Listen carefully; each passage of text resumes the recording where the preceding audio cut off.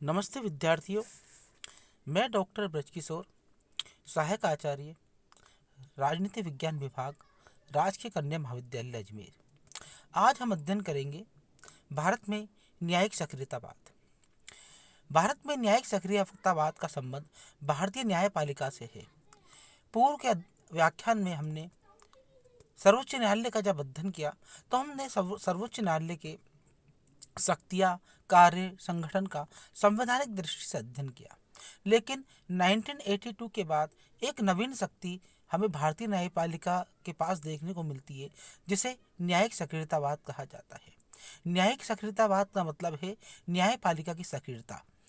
अमूमन ये होता है कि भारतीय न्यायपालिका न्यायिक जो कार्य करती है वो आईपीसी और संविधान के दायरे में रहकर कार्य करती है, जिसकी एक कानूनी प्रक्रिया होती है। उसी आधार पर भारतीय न्यायपालिका न्यायिक कार्य करती है। लेकिन 1982 के बाद ऐसी शक्ति न्यायपालिका के पास देखने को मिली कि भारतीय न्यायपालिका को अगर ये आभास हो जाए कि किसी सार्वजनिक महत्व का प्रश्न या मुद्दा समाज में या राष्ट्र में मौजूद है, जो सभी को इफेक्ट कर रहा है, जिससे राष्ट्र या नागरिक या समाज को खतरा उत्पन्न हो रहा है या उनके समक्ष समस्या उत्पन्न हो रही है, तो भारतीय न्यायपालिका किसी भी जगह से संज्ञान लेकर वाद उस पर डायरेक्ट निर्णय सुना सकती है, डिसीजन ले सकती है और सरकार को, कार्यपालिका को आदेश कर सकती है। हम देखते हैं कि भारतीय न्यायपालिका की इस शक्ति का मुख्य आधार है जनहित याचिका। भारतीय न्यायपालिका की न्यायिक सक्रियता को समझने से पहले हमें न्यायिक सक्रियता का अर्थ समझना आवश्यक है। न्यायिक सक्रियता से तात्पर्य है संविधान, कानून और अपने दायित्व के प्रसंग में कानूनी व्याख्या से आगे बढ़कर सामाजिक आर्थिक परिस्थितियों और सामाजिक आर्थिक न्याय की आवश्यकता को दृष्टि में रखते हुए संविधान और कानून की रचनात्मक व्याख्या करते हुए जन साधारण के हितों की रक्षा के लिए निरंतर प्रयत्नशील रहना। इस प्रकार इस परिभाषा से स्पष्ट है कि न्यायिक सक्रियता से तात्पर्य है कि न्यायपालिका की कानूनी प्रक्रिया या कानून से अलग हटकर जनहित के मुद्दों पर निर्णय देना या फिर उस पर सुनवाई करना। ये प्रवृत्ति हमें 1982 में पीएन भगवती, जब हमारे राष्ट्र के न्यायपालिका के मुख्य न्यायाधीश थे, उस समय देखने को मिली। बिहार के भागलपुर की जेल में बंद अपराधियों को बिना किसी मुकदमे के महीनों तक, सालों तक बंद कर रखा गया, जिसका परिणाम ये हुआ कि उनके मौलिक अधिकारों का हनन हो रहा था और इस ओर सरकार का कोई ऐसा कदम नहीं था कि वो इनकी अधिकारों की रक्षा कर सके। तो हम देखते हैं कि उस समय विधि आयोग के सदस्य एफ रुस्तम जी ने एक लेख लिखा और एडवोकेट श्रीमती हिंगोरानी के माध्यम से भारतीय संविधान के अनुच्छेद 32 के तहत सर्वोच्च न्यायालय के समक्ष एक सार्वजनिक महत्व का प्रश्न यानी कि प्रस्तुत किया कि भागलपुर जेल में बंदियों को बिना किसी मुकदमे के, बिना किसी अपराध के सालों तक बंद किया हुआ है। भारतीय न्यायपालिका ने इसे गंभीर माना और पीएन भगवती ने उस समय ऐतिहासिक निर्णय देते हुए कहा, सरकार को और कार्यपालिका को आगे क्या, कि 18 महीने से अधिक अगर मुकदमा चलाने में शख्स में हो किसी अपराधी के विरुद्ध, तो उसे जमानत पर रिहा करा जाए। और हम देखते हैं कि पहली बार सार्वजनिक मुद्दे पर भारतीय न्यायपालिका ने अपना पक्ष रखा और एक नवीन शक्ति को, जो न्याय संविधान के दायरे से बाहर है, उसको स्पष्ट किया। अब जो याचिका प्रस्तुत हिंगोरानी ने की उसे जनहित याचिका कहा गया और हम देखते हैं कि न्यायिक सक्रियतावाद का मुख्य आधार जनहित याचिका बन गया है। वर्तमान समय में इस जनहित याचिका के माध्यम से न्यायपालिका का ध्यान इस ओर आकर्षित किया जाता है जिसमें समाज के शोषित, असहाय, बेसहारा या पिछड़े हुए वर्ग, जिनको अपने अधिकारों का उपयोग नहीं कर पा रहे हैं या जो शोषण का जीवन जी रहे हैं या कार्यपालिका का ध्यान उस ओर नहीं है, तो जनहित याचिकाओं के माध्यम से न्यायपालिका का ध्यान इस ओर आकर्षित किया जाता है ताकि इन विशेष वर्गों के अधिकारों की रक्षा की जा सके, इनके लिए कल्याणकारी सरकारों को प्रावधान करने के लिए पाबंद किया जा सके ताकि इन्हें न्याय प्राप्त हो। तो हम देखते हैं कि जनहित याचिका इसका मुख्य एक हथियार है। इस जनहित याचिका का जहाँ पर शुरू में बहुत अच्छा उपयोग होता था, लेकिन समय के साथ हम देखते हैं कि इसका दुरुपयोग होने लगा। परिणाम स्वरूप न्यायपालिका ने अब जनहित याचिकाओं के संदर्भ में गाइडलाइन जारी कर दी है कि अगर कोई व्यक्ति बिना मतलब जनहित याचिका लगाता है तो इससे कोर्ट का समय बर्बाद होता है, और जिसमें सार्वजनिक महत्व का प्रश्न ना हो, ऐसी याचिकाओं को निस्तारित करते हुए संबंधित व्यक्ति जिसने ये वाद प्रस्तुत किया है उसके विरुद्ध का न्यायिक प्रक्रिया के तहत कार्रवाई की जाएगी और जुर्माना लगाया जाएगा। न्यायिक सक्रियता के जो विभिन्न रूप हैं, उनमें पहला रूप है जनहितकारी अभियोगों को मान्यता।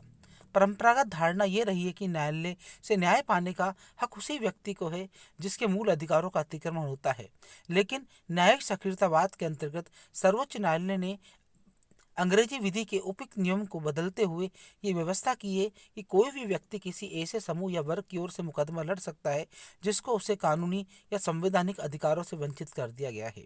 सर्वोच्च न्यायालय ने यह स्पष्ट कर दिया है, गरीब, अपंग अथवा सामाजिक एवं आर्थिक दृष्टि से दलित लोगों के मामले में आम जनता का कोई आदमी न्यायालय के समक्ष बात ला सकता है। न्यायालय अपने सारे तकनीकी और कार्यविधि संबंधी नियमों की परवाह किए बिना उसे लिखित रूप में देने मात्र से कार्रवाई कर सकता है। तो हम देखते हैं कि भागलपुर जो बिहार वाले केस में इस याचिका का प्रयोग किया गया।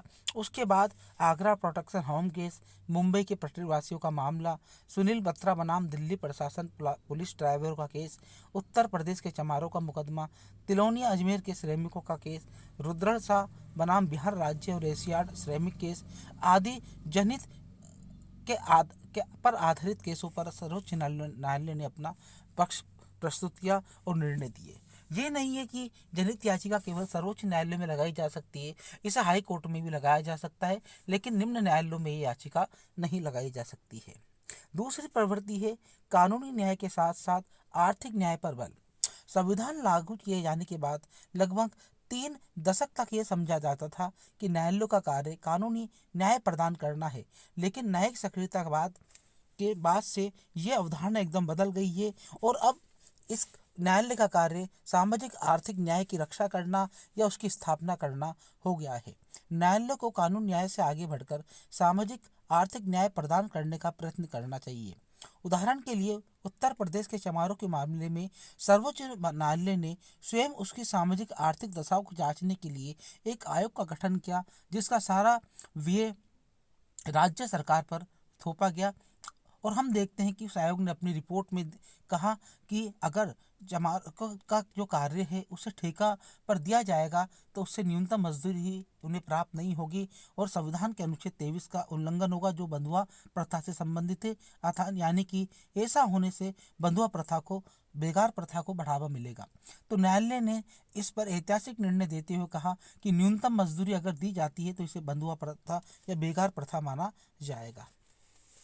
इसी प्रकार बंधुआ मुक्ति मोर्चा बनाम भारत सरकार विवाद में सर्वोच्च न्यायालय ने बंधुआ मुक्ति मोर्चा संस्था के पत्र को रिट मानकर हरियाणा राज्य के फरीदाकोट जिले की पत्थर खानों में काम करने वाले मजदूरों की दशा की जांच के लिए एक आयोग नियुक्त किया। और आयोग ने जब अपनी रिपोर्ट में कहा कि श्रमिक अमानवीय दशा में कार्यरत है, तब न्यायालय ने इन मजदूरों की मुक्ति के आदेश दिए। इसी प्रकार सर्वोच्च न्यायालय ने उच्च न्यायालय को निर्देश दिया कि विवाद में निर्बल पक्षकार को कानूनी सहायता प्रदान करे, अन्यथा उनके लिए अदालत की समस्त कार्रवाई अन्याय का प्रतीक बनकर रह जाएगी। तीसरी इसकी जो मान्यता या प्रवृत्ति है वो है शासन की स्वैच्छाचारिता पर नियंत्रण। हम देखते हैं कि लोक कल्याणकारी राज्य में कार्य दिन प्रतिदिन बढ़ते चले जा रहे हैं। परिणाम स्वरूप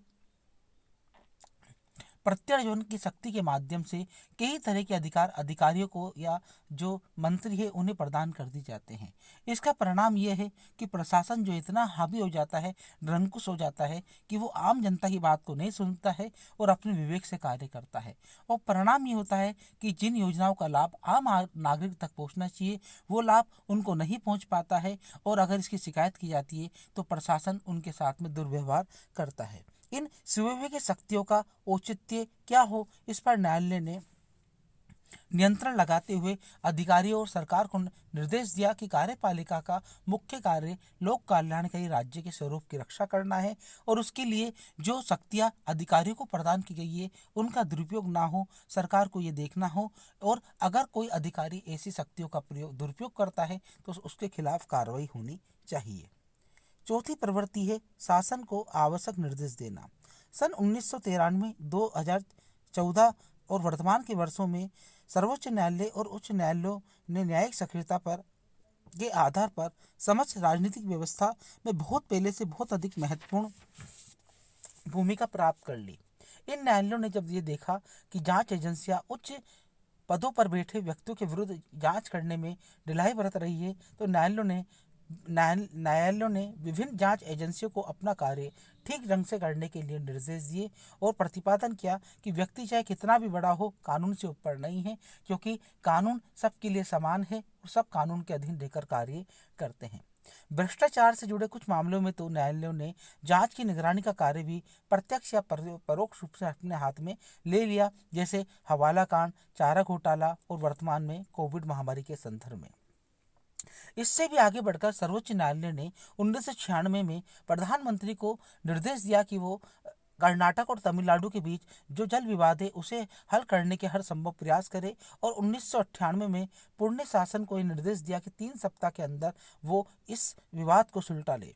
इस तरह हम देखते हैं कि भारतीय न्यायपालिका की न्यायिक सक्रियतावाद की शक्ति से प्राथमिक शिक्षा संबंधित संविधान के प्रावधानों को अनिवार्य करने के रूप से लागू करने, बाल श्रम को समाप्त करने, बस दुर्घटनाओं को रोकने की दृष्टि से, सफाई की व्यवस्था कर महामारियों को रोकने की दृष्टि से, भूमि अतिक्रमणियों और आवासीय स्थानों का व्यावसायिक उपयोग की स्थितियों को दूर करने, सरसों के तेल में मिलावट को रोकने या पर्यावरण की रक्षा, कई ऐसे हैं जिसमें उन्होंने आदेश कर इनको रोकने का प्रयास किया या सकारात्मक कार्य करने के लिए राज्य को निर्देश दिए।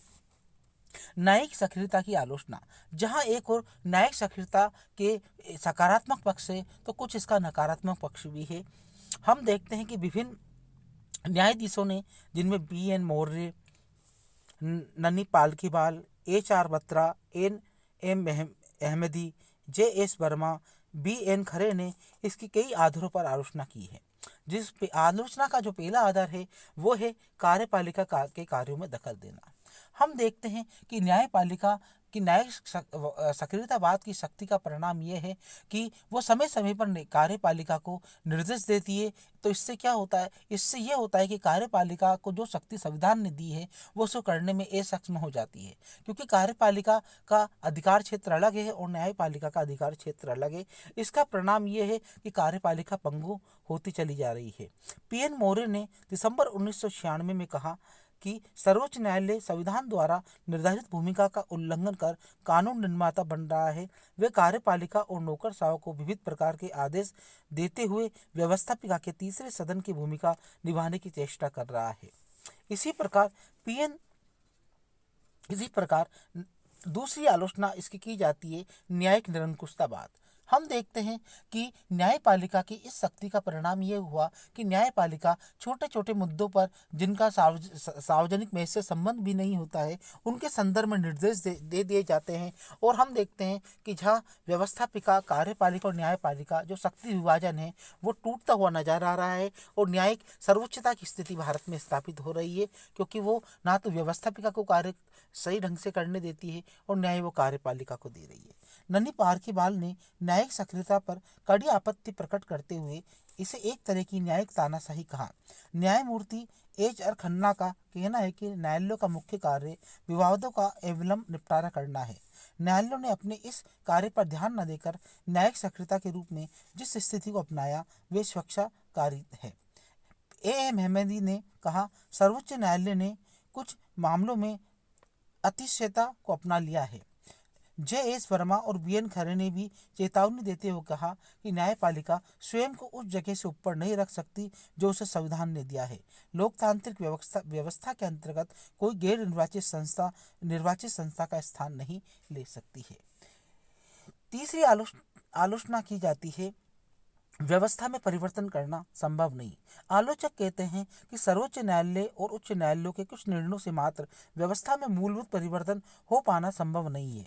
1982 का बंधुआ मुक्ति मोर्चा बनाम भारत संघ का मामला इस बात का मोटा उदाहरण है।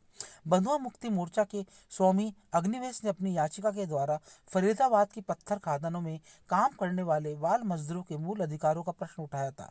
वो कहते हैं, सर्वोच्च न्यायालय द्वारा इस प्रसंग में जारी 21 आदेशों में से किसी पर भी अमल नहीं हुआ। इस स्थिति का एक कारण ये रहा कि सामाजिक आर्थिक क्षेत्र की यथार्थ परिस्थिति को ध्यान में न रखते हुए निर्णय दे दिए गए हैं। चौथी आलोचना इस आधार पर की जाती है न्यायिक भ्रष्टाचार के प्रति न्यायपालिका की उदासीनता। जहां एक और न्यायपालिका कार्यपालिका और व्यवस्थापिका पर नियंत्रण रखने का भरसक प्रयास कर रही है, वहीं स्वयं के अंदर जो मौजूद भ्रष्टाचार है उस पर वो मौन है। हम ये तो सर्व जाहिर है कि निचली अदालतों में जो भ्रष्टाचार की कड़ियाँ हैं या फिर न्यायिक सुधार नहीं होने के कारण जो लाखों केस लंबित है, उस और न्यायपालिका का दृष्टिकोण बिल्कुल नहीं है। न्यायमूर्ति खन्ना लिखते हैं, उचित रूप से की गई आलोचना स्वीकार की ही जानी चाहिए। न्यायालय अवमानना के अंतर्गत दंडात्मक कार्रवाई सकारात्मक आलोचना का उत्तर नहीं है। कुछ सर्वाधिक योग्य न्यायाधीशों को अपने निर्णयों में इस बात पर बल दिया कि न्यायालय अवमानना की कार्रवाई के प्रसंग में अत्यधिक संयम बरतना चाहिए। धन्यवाद विद्यार्थियों।